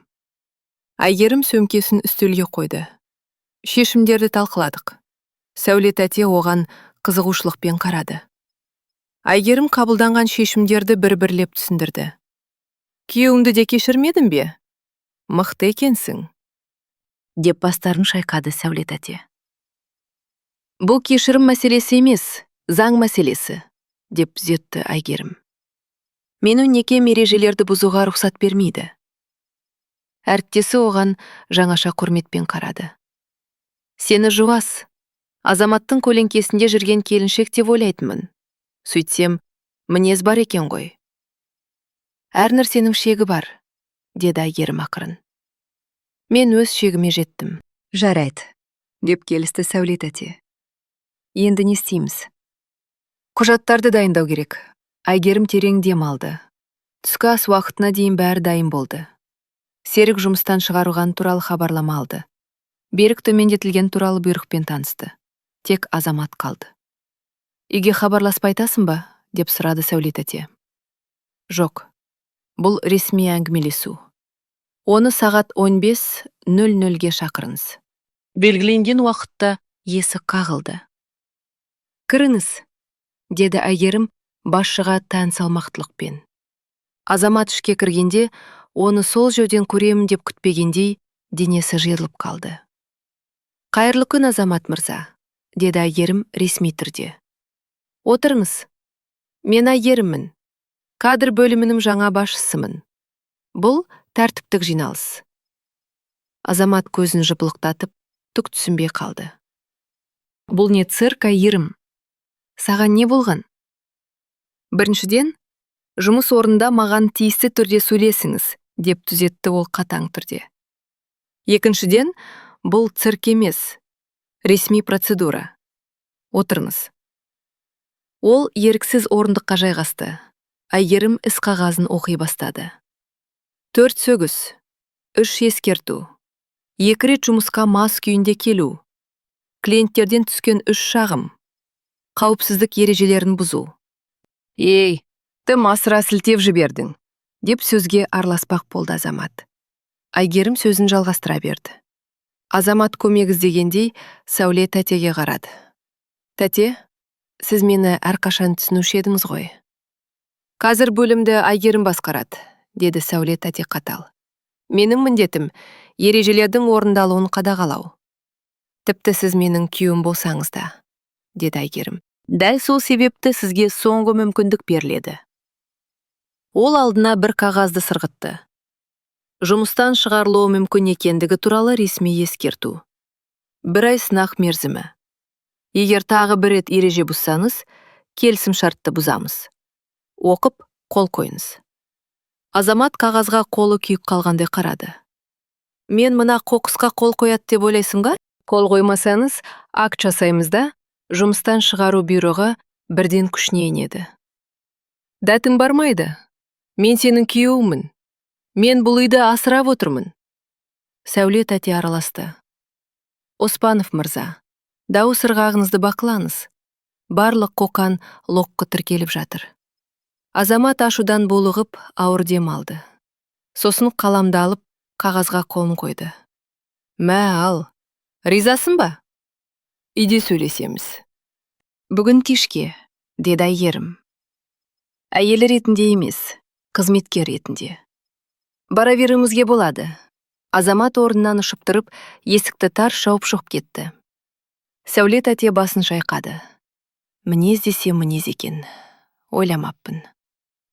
Рахмет, деп Әйгерім шаршаңқы жымиды. Сәуле тәте, бүгін ертерек кетсем бола ма? Банкке баруым керек. Әрине, деді әріптесі. Мұндай кездесуден кейін тынығу керек. Бар. Қағаздарды өзім реттеймін. Әйгерім банкте 2 сағаттай болды. Алдымен несие менеджерін күтті. Сосын ипотеканы мерзімнен бұрын жабу үшін құжаттарды толтырды. Жаңа жалақысы көрсетілген анықтама істі тездетті.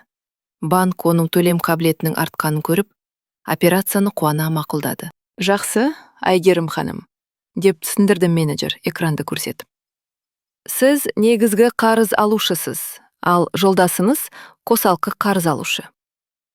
Өз бөлігіңізді мерзімнен бұрын өтегеніңізге байланысты пәтер банктың кепілінде қала береді.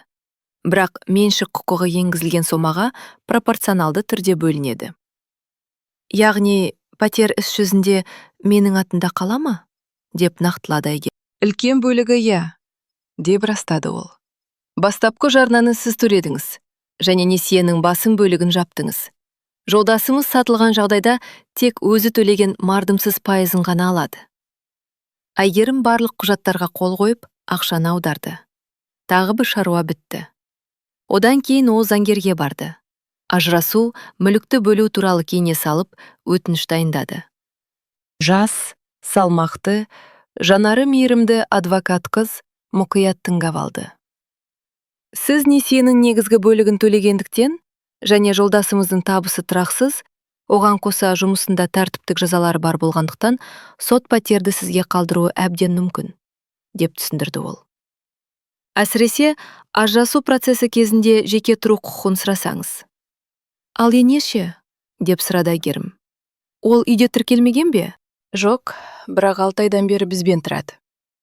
Егер тіркеуде жоқ болса, және үйге меншік құқығы болмаса, оның онда тұруға заңды құқығы жоқ, деп жауап берді адвокат. Жазып алып жатық. Дүйсенбі күні бәрі дайын болады. Әйгерім үйге оралғанда қас қарайып қалған еді. Ойларын жинақтау үшін әдейі кеш келді. Кірген бойда залдан қатты шыққан дауыстарды естіді. Азамат пен Зейнеп апа ашуларын жасырмай айқайлап жатыр екен. Ол мені бүкіл кеңсенің алдында масқара қылды, деп ақырды Азамат жас балаша. Сол бір сұмдық қағазға қол қойғызды, өз әйелім. Мен саған айттым ғой, деді Зейнеп апа. Бастық болғаны басына шығып кетті. Әйелге билік берсең, осы бәрін білдіреді. Ендігі түрін қарашы. Айгерім сырт киімін шешпестен ішке кірді. Азамат кілт бұрылды. Жүзі қып-қызыл, көзінен от шашып тұр. Келдің бе? Ол Айгерімге қарай ұмтылды. Кане, түсіндірші. Бүгінгі не қылған цирк? Мұл цирк емес, деді Айгерім сабырлы дауыспен. Бұл ережені бірнеше рет бұзған қызметкермен өткізілген тәртіптік жиналыс болды. Егер сен мені маман ретінде сыйласаң, бұған қажеттілік болмас еді. Маман дейді ғой. Азамат ашты дауыспен қарқылдап күлді. Сені қоятын адам болмаған соң, амалсыздан тағайындады. Олай емес екенін білесің, деді Айгерім саспастан. Мені біліктілігім мен жауапкершілігім үшін өсірді. Бұл екі қасиетте сенде жоқ, Азамат. Оның үстіне мені қорлап тұрсың. Азамат жақындай түсті. Айгерім одан сыраның иісін сезді. Тағы да ішіп алыпты. Мен сені қазір байқап көр, деп оның сөзін бөліп жіберді Айгерім телефонын шығарып. Есіне салайын, үйде камера бар. Кез келген агрессия жазылып қалады. Және бұл жақындамау туралы бұйрық алуға заңды негіз болады. Азамат кілт тоқтады. Қолы ауада қатып қалды. Сен маған өз үйімде қоқан лоққыры саппырсың ба? Деп сыбырлады ол, ашудан дірілдеп. Біздің үйімізде, деп түзетті Айгерім сабырмен. Дегенмен, бүгіннен бастап бұл үй сенен гөрі маған көбірек тиесілі. Мен ипотеканың өз бөлігімді толық жаптым. Толық? Зейнеп апа шашалып қалды. Оған ақшаны қайдан алдым? Жаңа қызметім үшін қомақты аванс алдым. Айгерім иығын қиқан еткізді. Және мен кейбіреулер сияқты айлығымды сыра мен отырыстарға шашпаймын.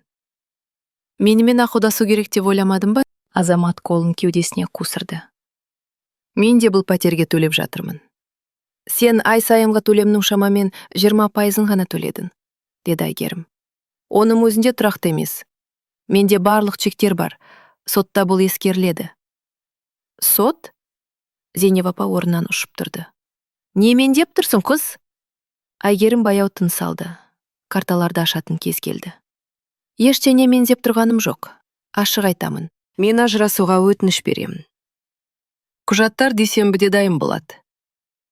Негізгі қарыз алушымен болғандықтан және ипотеканың басым бөлігін мен жапқандықтан пәтердің маған қалу ықтималдығы өте жоғары.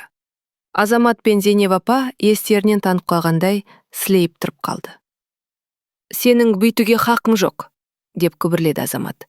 Біз отбасымыз ғой. Отбасы? Айгерім мұңлы жымиды. Отбасы деген бір-бірін қолдайды. Бір-бірінің жетістігіне қуанады. Мазақ қылмайды. Кемсітпейді, қорламайды. Осы жылдар бойы әсіресе анаң көшіп келгелі, біздің арамызда болған нәрсе отбасы емес. Бұл мен әрқашан артық адам болған улы орта ғана. Қалай дәтің барады?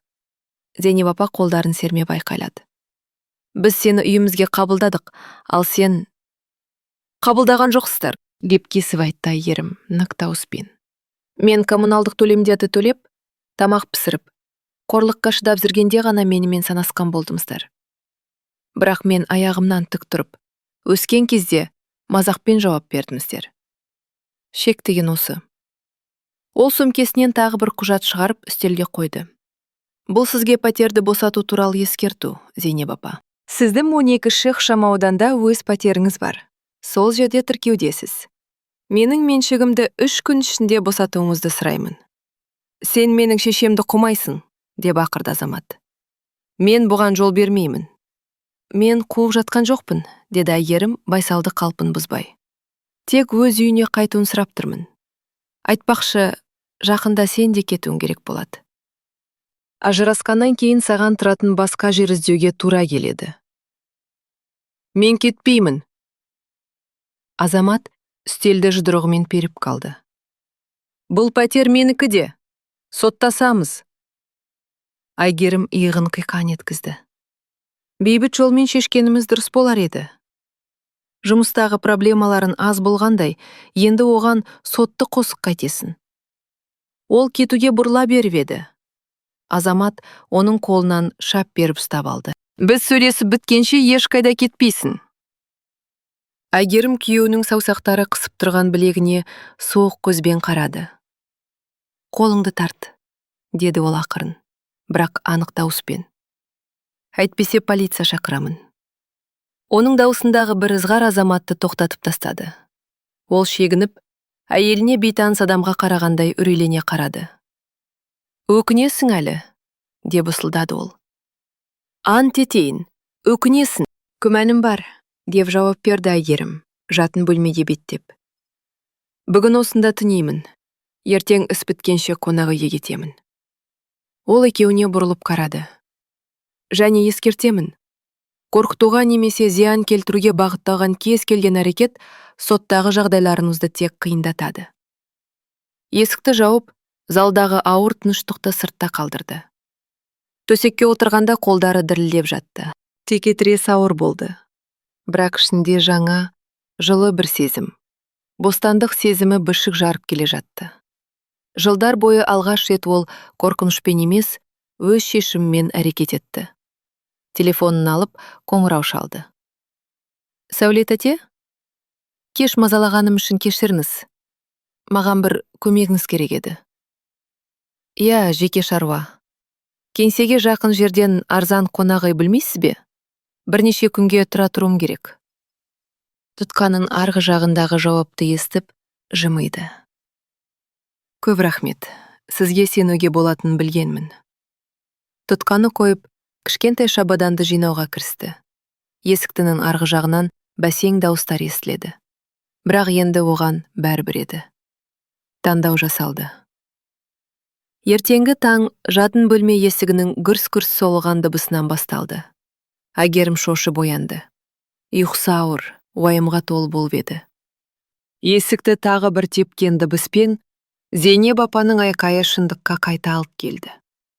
Аш қазір, сөйлесуіміз керек. Әйгерім сағатқа қарады. Таңғы 6, сенбі. Бүгін ол заттарын жинап, Сәуле тәте айтқан қонақ үйге көшуді жоспарлаған еді. Ояу екеніңді білемін, деп қоймады Зейнеп апа. Аш, әйтпесе Азамат есікті бұзады. Әйгерім терең күрсініп орнынан тұрды. Жанжалды соза берудің мәні жоқ. Қуанышқа орай, жатын бөлменің есігі ішінен құлыпталатын, көшіп келгенде талап еткен аз ғана жеке кеңістік еді. 5 минуттан соң шығамын, деді ол сабырмен халатын киіп жатып. Есік сыртынан Азаматтың күңкілі естілді. Әйгерім бетін жуып, шашын тарап, төбесіне мықтап тиді. Сыртқы келбет маңызды деп ойлады ол. Ол осал емес, сенімді көрінуі тиіс. Есікті ашқанда, қарсысынан тұтас отбасылық комиссияны көрді. Ұйқысы қанбаған, көзі ісіңкі Азамат, ұрысқа дайын тұрған Зейнеп апа және күтпеген жерден Азаматтың інісі Жарас. Әйгерім оны бұрын 2-ақ рет көрген еді. Не болып қалды деп сұрады ол, қолын кеудесіне қусырып. Таңғы 6-да не қылған жиналыс? Біз маңызды нәрсені сөйлесуіміз керек. Азаматтың дауысы бір түрлі салиқалы әрі шешімді шықты.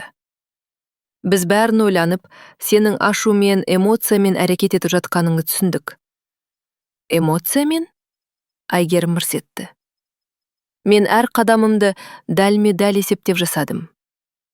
Бәрі сол қарғыс, атқыр жұмыстың кесірі, деп шыр ете қалды Зейнеп апа.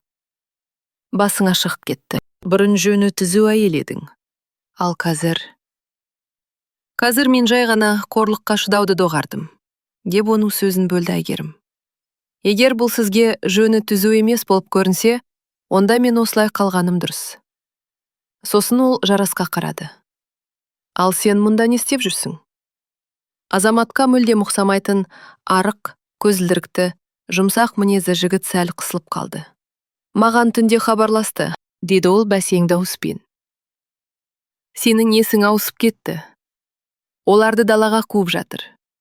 Баспанасыз қалдырмақшы деді. Сосын мен Талдықорғаннан таңғы 6-да жеттім. Әйгерім басын шайқады. Жарас-ау, сені жай ғана қысым құралы ретінде пайдаланып тұрған көрмейсің бе? Ол бірдеңе демек болды.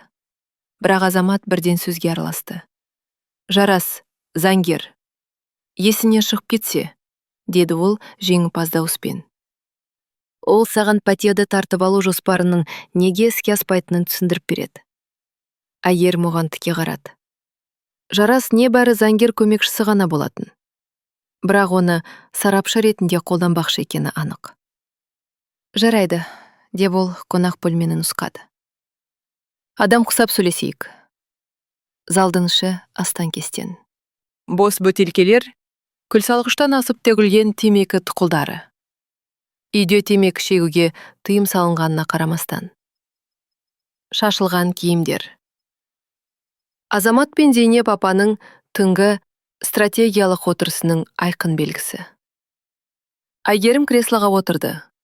Олар қарсы беттегі диванға жайғасты. Атмосфера отбасылық әңгімеден гөрі келіссөздерге көбірек ұқсайтын. Жарас портфелін ашып, үстелге қағаздарды қойды. Сонымен, деп бастады ол.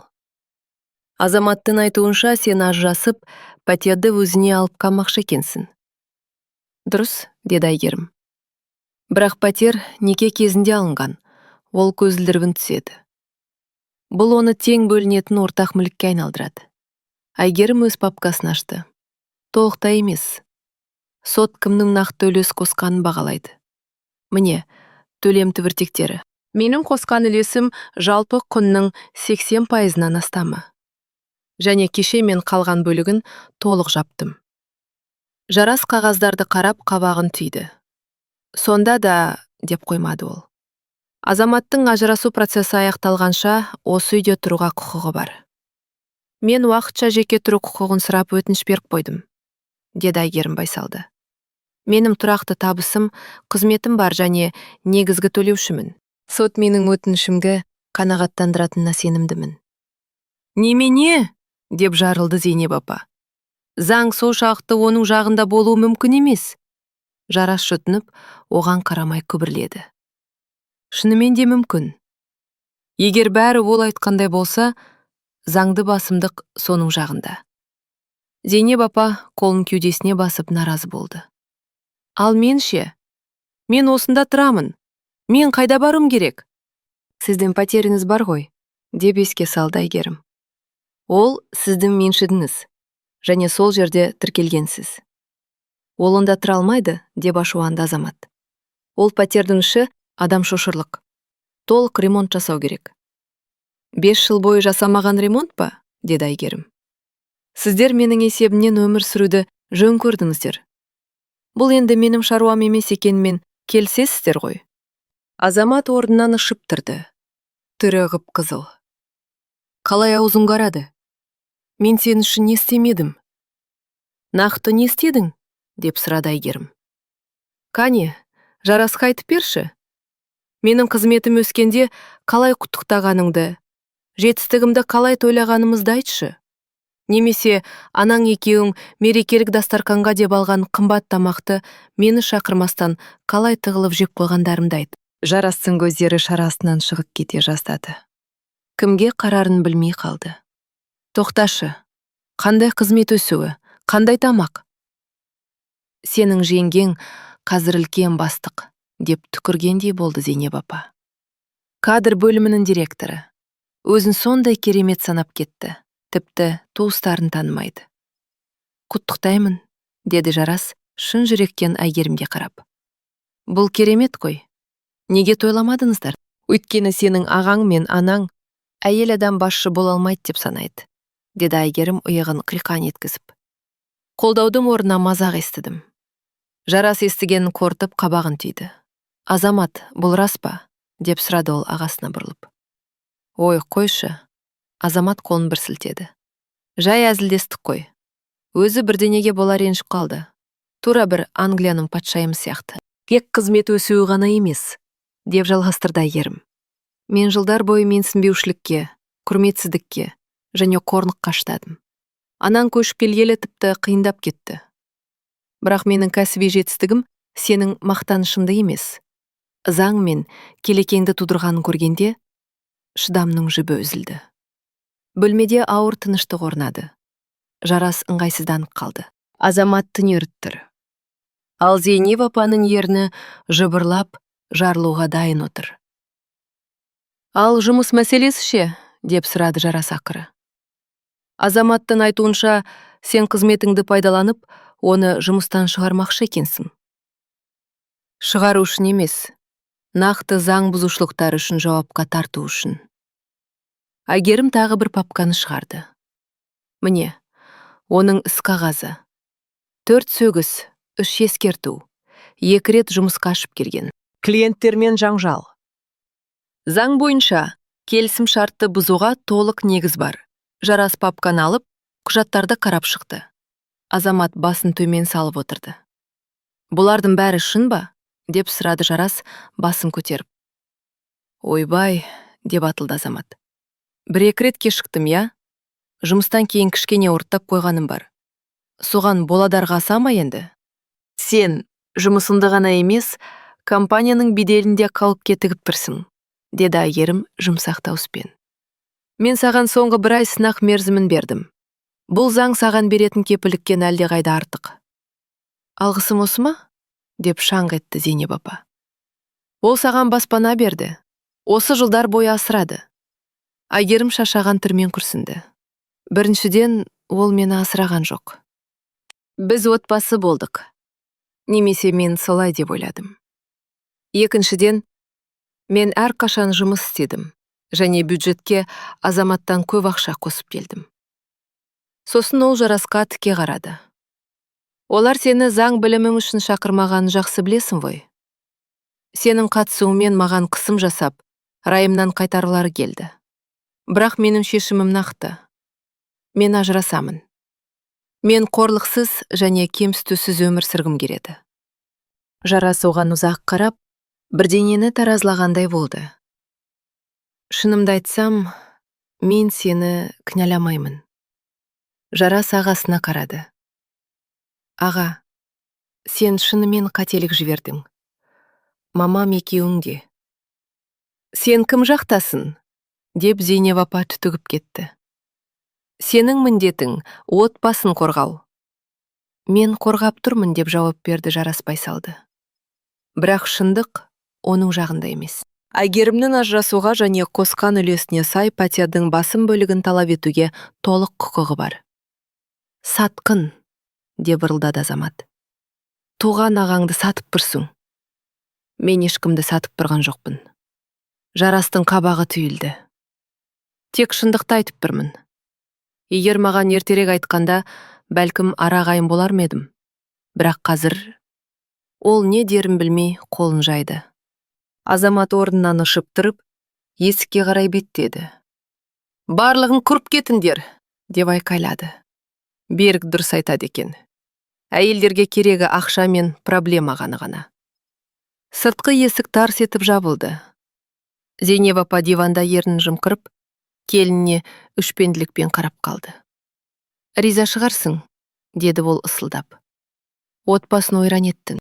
Оны ойран еткен сіздер, деп жауап берді Айгерім сабырмен. Менсінбеушілікпен, араласумен, үнемі тиісумен. Сіздер Азаматты маған қарсы қойдыңыздар. Сосын ол Жарасқа қарады. Шынайылығың үшін рахмет. Мен мұны бағалаймын. Жігіт ыңғайсызданып бас изеді. Күтпеген жерден келгенім үшін кешір. Маған түн ішінде төтенше жағдай болды, далаға қуып жатыр деп қоңырау соққан соң, бұл шынымен төтенше жағдай болды, деп Айгерім әлсіз жымиды. Менің ар намысым мен өмірімді құтқару операциясы. Зейнеп апа атып тұрды. Мен мұнда отырып, сендердің бір-бірінді құттықтағандарыңды тыңдамаймын, деп ұлы көзқарас тастады. Бірақ біліп қой, мен берілмеймін. Бұл пәтер менің ұлымдікі. Ол өзі жататын бөлмеге кіріп, есікті тарс жапты. Жарас қағаздарын жинап, ыңғайсызданып тұрды. Мен де кетейін, деп күбірледі ол. Автобусым 2 сағаттан кейін жүреді. Әрине, деді Айгерім. Келгеніне рахмет. Және мына қойылым үшін кешірім сұраймын. Ол есік алдында сәл кідірді. Мен сендерді мінсіз отбасы деп ойлайтынмын, деді ол ақырын. Азамат үнемі керемет әйелім бар деп мақтанатын. Бақыттымын дейтін. Шынымен бе? Айгерім қасын көтерді. Маған керісінше айтатын. Жарас күрсінді. Менің ағам күрделі адам. Қолында барды ешқашан бағаламайды. Оған ешқашан ештеңе жетпейді. Ал мамам оны одан сайын ушықтырады. Байқадым, деді Әйгерім мұңлы жымиып. Мен де нағыз отбасым болады деп үміттенген едім. Білемін, сәттілік Әйгерім. Және шын жүректен қызметіммен құттықтаймын. Есік жабылғанда Әйгерім жеңілдеп қалды. Ауыр, бірақ азат ететін жеңілдік. Ақыры жылдар бойы іште сақталғанның бәрі айтылды. Азамат бірнеше сағаттан кейін оралды. О кезде Әйгерімнің заттарының көбі жиналып тұрған. Күйеуі мас, көздері ісіңкі. Достарына барып ішіп, мұңын шаққан болу керек. Кетіп барасың ба? Деп күбірледі ол есікке сүйеніп. Қайда? Ажырасу процесі біткенше қонақ үйге, деді ол даусын көтерместен. Кейін осында қайтып келемін. Ал бізді қуып шығасың ба? Даусында ашудан гөрі мұң басым еді. Мен ешкімді қуып жатқан жоқпын. Әйгерім шабаданын жапты. Анаңның өз үйі бар. Сол жаққа қайтқаны қисынды. Ал саған сот шешімнен кейін басқа жер іздеуге тура келеді. Азамат оған тұманды көздермен қарады. Мен сені жақсы көрдім ғой, деді кенет. Шынымен сүйдім. Мен де сені жақсы көрдім, деп мойындады Әйгерім. Бірақ махаббат тек сезім емес. Ол құрмет, қолдау, қамқорлық. Біздің арамызда оның ешқайсысы қалмады. Бәлкім түзеуге болар? Оның дауысы дірілдеп, жалынғандай шықты. Мен өзгере аламын. Ант етемін. Мамам үйіне қайтады. Екеуміз тыныш өмір сүреміз. Әйгерім жұмсақ түрде басын шайқады. Жоқ, Азамат. Тым кеш. Шешім қабылданды. Ол шабаданын алып есікке беттеді. Азамат теңселіп, оны тоқтатпақ болды. Бұлай кете алмайсың. Бұл біздің үйіміз, біздің өміріміз. Мен бір жола кетіп бара жатқан жоқпын, деп түсіндірді Әйгерім сабырмен. Сот маған процесс кезінде осында тұруға рұқсат бергенде қайтып келемін. Қазір жай ғана артық ұрыс керісті қаламаймын. Азамат қатып қалды. Абдырап қарады. Бір сәт оның көзінен түсіністік ұшқыны жылт еткендей болды. Бәлкім, алғаш рет ол жуас әйелді емес, не қалайтынын білетін, сенімді әйелді көрген шығар. Онда мен де кетемін, деді ол кенет. Беріктің үйінде тұра тұрамын. Бәріміздің бір жерде сығылысып отырғанымыз дұрыс емес. Әйгерім таңғалып қасын көтерді. Рахмет, деді шынайы. Бұл ақылға қонымды шешім. Ал мамам? Азамат маңдайын уқалады. Онымен қиындау. Ол өте қырсық. Білемін, бірақ оның баратын жері бар. Ерте ме, кеш пе, қайтуы керек болады. Мен сөйлесемін, деп күбірледі ол. Басым жазылған соң. Әйгерім бас изеді. Бұл әңгіме күтпеген жерден айқай-шусыз аяқталды. Мүмкін ол жағдайдың қаншалықты маңызды екенін енді түсінген шығар. Немесе жарастың сөздері әсер еткен болар. Сау бол, деді Әйгерім есіктің тұтқасын ұстап. Көріскенше, деп түзетті ол ащы үнмен. Кеңседе немесе сотта кездесерміз. Көріскенше. Әйгерім шығып, есікті ақырын жапты. Келесі апта тұман ішіндегідей өтті. Күндіз Әйгерім жаңа қызметінің қыр-сырын меңгеріп, жұмысқа бас сұқпай кірісті. Түнде жайсыз қонақ үй бөлмесіне оралатын. Жұмыста Азамат өзін қатаң ресми ұстады. Сәлемдеседі, есептерді уақытында өткізеді. Тіпті кешікпейтін болды. Қызметкерлер сырттарынан сыбырласқанымен ешкім ашық сөйлесуге батылы бармады. Сәрсенбі күні соттан хабарлама келді. Оның процесс кезінде пәтерде тұру туралы өтініші қанағаттандырылыпты. Азамат уәдеде еткендей досының үйіне көшіп кеткен екен. Ал Зейнеп апа, керісінше, ұлымен бірге тұруға құқығым бар деп, кетуден үзілді-кесілді бас тартыпты. Жұма күні жұмыстан кейін Әйгерім сот орындаушысымен бірге пәтерге барды. Таңғалғаны, есікті Зейнеп апа бірден ашты, күтіп отырғандай. Келдің бе ақыры, деді ол улы үнмен. Осыншалықты алысқа барасын деп ойламаппын. Ханым, деді сот орындаушысы кәсіби дауыспен. Мен сізге Айгерім ханымның ажырасу аяқталғанша осы пәтерде тұру құқығын растайтын қаулыны тапсыруға келдім. Ол құжатты ұсынды. Зейнеп апа оған қарағанда жоқ. Мен бұл жерден кетпеймін, деп кесіп айтты қолын қусырып. Бұл менің ұлымның үйі. Қаулыға сәйкес, сіз 24 сағат ішінде босатуымыз керек, деп жалғастырды қызметкер сабырмен. Әйтпесе мәжбүрлеп шығару шаралары қолданылады. Қандай шара? Деп шаңқ етті Зейнеп апа. Мені сүйреп шығарасыңдар ма? Мен жас үлкен адаммын.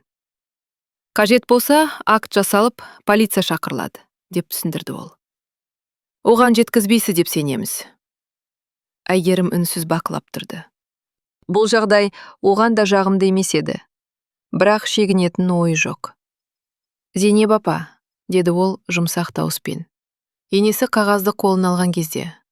Сіздің өз үйіңіз бар ғой. Неге жанжалды ушықтырасыз? Азамат кетіп қалды, досымен тұрып жатыр. Олым кетіп қалды ма? Зейнеп апа таңданып қалды. Маған ештеңе айтқан жоқ. Сенбі күні көшіп кетті, деді Айгерім. Ескертпеді де. Әйелдің жүзінен абдырау, ашу және реніш байқалды. Сатқын, деп түкірді ол. Бәрің сатқымсыңдар. Бейшара кемпірге қарсы бірігіп алдыңдар. Ешкім біріккен жоқ, деді Айгерім, шаршаған үнмен. Жай ғана жағдай осыған жетті. Ертеңге дейін заттарыңызды жинауға уақытыңыз бар. Ал егер бас тартсам ше? Деп сынады Зейнеп апа. Онда дүйсенбіде полициямен және мәжбүрлеп шығару қаулысымен келеміз, деді сот орындаушысы қатаң. Маған сеніңіз. Бұл сізге керек емес. Өз еркіңізбен кеткеніңіз дұрыс. Зейнеп апа оларға жек көрушілікпен қарады да, бұрылып, өз бөлмесіне кіріп кетті. Есікті тарс жапқаны сонша, бүкіл үй дірілдеп кетті. Қырсық екен, деді Айгерім ақан. Полициямен келуге тура келетін сияқты. Мүмкін деп келісті ол. Бірақ көбінесе адамдар сабасына түсіп, амалсыз келіседі. Егер қиындық болса, хабарласыңыз. Ол кеткен соң Айгерім үйді аралап шықты. Таңғалғаны үй іші тап-тұйнақтай. Зейнеп апа келіні жоқта тазалық сақтапты. Жатын бөлмеде киімдері күтпеген ұқыптылықпен бүктеліп тұр. Қонақ үйге алып кете алмаған заттары сол қалпында күтіп тұр екен. Енесінің бөлмесінің есігі жабық. Ішінен күбірлеген дауыс естіледі. Телефонмен сөйлесіп жатқан болу керек. Айгерім тыңдап жатпады. Ас үйге барып, кешкі ас дайындады. Кеш қою тыныштыққа өтті. Зейнеп апа дастарханға шықпады. Айгерім де қинамады. Душ қабылдап, пижамасын киіп, кітап оқуға жатты. Ертең жұмыс көп. Дүйсенбіге дейін бөлімді қайта құрылымдау құжаттарын аяқтау керек. Таңертең оны дәліздегі дабыр-дыбыр оятты. Шықса, Азамат шабадандарды тасып жүр екен. Қайырлы таң, деді Айгерім таң қалып. Азамат оған қарамастан бас изеді. Мен мамамды алып кетемін, деді құрғақ. Үйін жөндеп алғанша менімен бірге тұрады. Сенімен бе? Деп қайталады Айгерім. Сен Беріктің үйіндемін деп едің ғой. Бір бөлмелі пәтер жалдадым, деді ол иығын қиқан еткізіп. Біреудің диванында мәңгі жата алмаймын ғой. Түсінікті, деді ол сәл үнсіздіктен кейін. Ең дұрысы сол. Зейнеп апа соңғы сөмкесін көтеріп шықты. Айгерімді көргенде әдейі теріс қарап кетті. Кеттік балам, деді ол. Бұл жерде біздің шаруамыз жоқ. Азамат шабадандарды алып есікке беттеді. Шығар алдында бұрылды. Арыз бердің бе? Я. Бірінші сот дүйсенбіде. Мен барамын, деп күбірледі ол. Сау бол. Зейнеп апа жанынан үндемей өтіп кетті. Есік жабылғанда, пәтер іші Айгерім ұмытып қалған тыныштыққа бөленді. Көп айладан бері алғаш рет ол өз үйінде жалғыз қалды. Бөлмелерді асықпай аралап шықты. Зейнеп апаның заттарынсыз қонақ бөлме кеңіп қалғандай. Азаматтың шашылып жататын заттарынсыз залға жарық мол түсетіндей. Айгерім терезелерді айқара ашты. Еге таза ауа лебіліп қойды. Ол еріксіз жымиды. Жаңа өмір басталды. Ажырасу процесі күткендегіден тез аяқталды. Азамат мүлікті бөлуге қарсылық білдірмеді. Пәтердегі үлесінің орнына ақшалай өтемақы алуға келісті. Бұған жарастың ықпалы болды ма, әлде Азаматтың өзі күресуден шаршады ма, белгісіз. Жұмыста Айгерімнің жұлдызы жанды. Адами ресурстар бөліміндегі қызмет оның дәл аңсағаны болып шықты. Күрделі, талапшыл және адамдардың өміріне шынайы әсер ететін жұмыс. Директор оны бірнеше рет мақтады. Жарты жылдан кейін оны басшының орынбасары етіп тағайындап, жалақысын айтарлықтай көтерді. Азамат сол компанияда қалды. Жұрттың таңғалғаны, оның тәртібі өзгерді. Кешікпейтін болды, дауласпады, ережелерді сақтады. Айгерім оның жеке ісін мерзімді түрде тексеріп тұратын. Жаңа сөгістер жоқ. Кейде жиналыстарда немесе дәлізде кездесіп қалатын. Азамат ұстамдылықпен сәлем беретін. Айгерім де сондай бейтараптықпен жауап қататын. Таныстары арқылы Зейнеп апаның өз ықшам ауданына оралғанын естіді. Азамат пен достарының көмегімен пәтерін жөндеп алыпты. Енді қонақтарын мақтанышпен қабылдайтын көрінеді. Дегенмен, әңгіме арасында ұлымның бағын байлаған нанқор келін туралы айтуды ұмытпайтын деседі. Айгерім бұған мән бермеді. Ол ақыры іздегенін тапты. Құрмет, тұрақтылық және тыныш үй. Пәтерін өз талғамымен ашық түстерге бояп, жайлы етіп жасақтап алды. Ажырасқандарына бір жылға жуықтағанда, бір күні жұмыстан қайтып келе жатып, кіреберісте таныс Субаны көрді. Азамат оны күтіп тұр екен. Қобалжығаны байқалады. «Сәлем», деді ол Айгерім жақындағанда. «Сөйлесуге бола ма?» Айгерім оған байыппен қарады. Өзгеріпті. Арықтаған, көзқарасы салиқалы, киімі жинақы. «Әрине», деп үй алдындағы орындықты нұсқады. «Отырайық». Олар араларына қашықтық сақтап отырды. Азамат сөз бастамас бұрын біраз үнсіз қалды. «Мен сенен кешірім сұрағым келді», деді ол ақыры. «Бәрі үшін. Саған жасаған қарым қатынасым үшін, мамам үшін, өзімнің қылықтарым үшін, сені бағалай алмағаным үшін». Айгерім таңғалып қасын көтерді. Мұндай сөздерді естимін деп күтпеген еді. «Не болды?» деп сұрады ол. «Неге қазір?» Азамат мұңлы жымиды. «Жарас мені психологқа баруға мәжбүрледі», деп мойындады ол. «Ол менің өмірде кездестірген ең жақсы әйелмен қарым қатынасымды құртқанымды, маған көмек керектігін айтты. Және білесің бе, ол дұрыс айтыпты.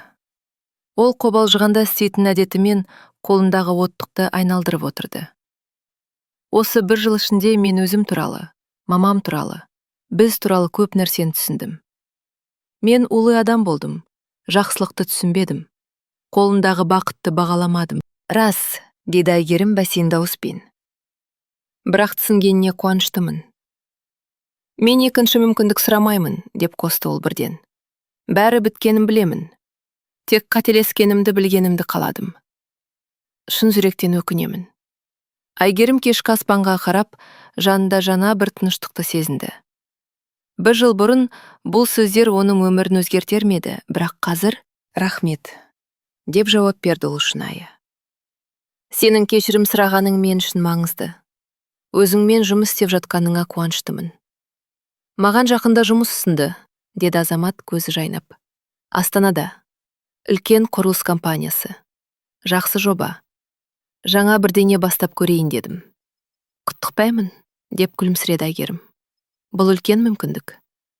«Иә», деді ол сәл үнсіздіктен соң. «Мамам да көшеді. Үлкен қала жағады дейді. Жарас оның пәтерін сатуға көмектеседі». «Дұрыс екен», деп бас изеді Айгерім. «Екеуіңе де жаңа бастама». Олар қашас қарайып бара жатқан аспанға қарап, тағы біраз үнсіз отырды. Сосын Азамат орнынан тұрды. «Мен кетейін», деді ол. «Тыңдағаныңа рахмет. Және сәттілік тілеймін. Сен ең жақсысына лайықсың». Айгерім де тұрды. «Саған да сәттілік, Азамат. Бақытыңды табарсың деп үміттенемін». Ол қолын ұсынды. Әйгерім оның қолын қысты. Сыпайы бірақ соңғы қоштасу. Азамат аялдамаға қарай беттеді. Ал Әйгерім кіреберіске кірді. Баспалдақпен көтеріліп бара жатып, ол тағдырдың кейде қандай қызық болатынын ойлады. Біз қаншама рет аяушылықты махаббатпен, мазақты қалжыңмен, қорлауды қамқорлықпен шатастырамыз. Және өзіміздің бұдан да жақсы өмірге лайық екенімізді уақытында түсіну қандай маңызды. Пәтер іші жылы, тыныш. Сырт киімін шешіп, ас үйге барды. Ертең оны маңызды күн күтіп тұр. Директормен жиналыс. Кадр саясатының жаңа бағдарламасының тұсаукесері. Бұл оның жобасы, оның еңбегі, оның жеңісі. Терезеге жақындап, көше бойымен ұзап бара жатқан Азаматтың сұлбасына қарады. Жүрегінде жек көру де, реніш те жоқ. Тек тыныштық. Және егер ол мұны ертерек түсінгенде қалай болар еді деген жеңіл мұң ғана бар. Бірақ өмір егер дегенді қабылдамайды. Әйгерім өткен жолына қаншалықты ауыр болса да риза еді. Бұл жол оған өзін бағалауды, шекара қоюды, өзгерістен қорықпауды және ешқандай махаббат адамның ар намысынан қымбат емес екенін үйретті. Телефон шырылдап, оны ойынан бөліп жіберді. Сәуле тәте екен. Зейнетте болса да үнемі хабарласып тұрады. Қалайсың, Әйгерім? Ертең жаңа жоспарды қорғайды деп естідім. Тілеуіңді тілеп отырмын. Рахмет, Сәуле тәте, деп жымиды Әйгерім. Бәрі дайын. Директорға ұнайды деп ойлаймын. Әрине ұнайды, деп күлді ол. Сен оның оң қолсың ғой. Есіңде ме, бірінші күні қалай қорыққаның? Ал қарашы, директордың орынбасарсың. Мен сенің алысқа баратынымды білгенмін. Олар жұмыс, жоспарлар, өмір туралы біраз сөйлесті.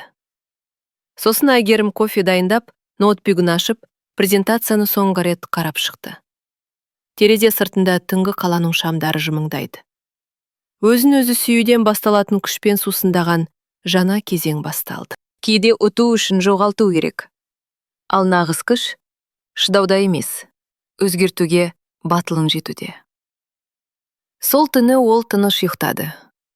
Таңертең маңызды кездесуге киініп жатып, айнадағы бейнесіне қарап күлімсіреді. Оның көзінде қорқыныш та, күмән да жоқ. Тек ақыры өзін таңдаған әйелдің сенімділігі ғана бар еді.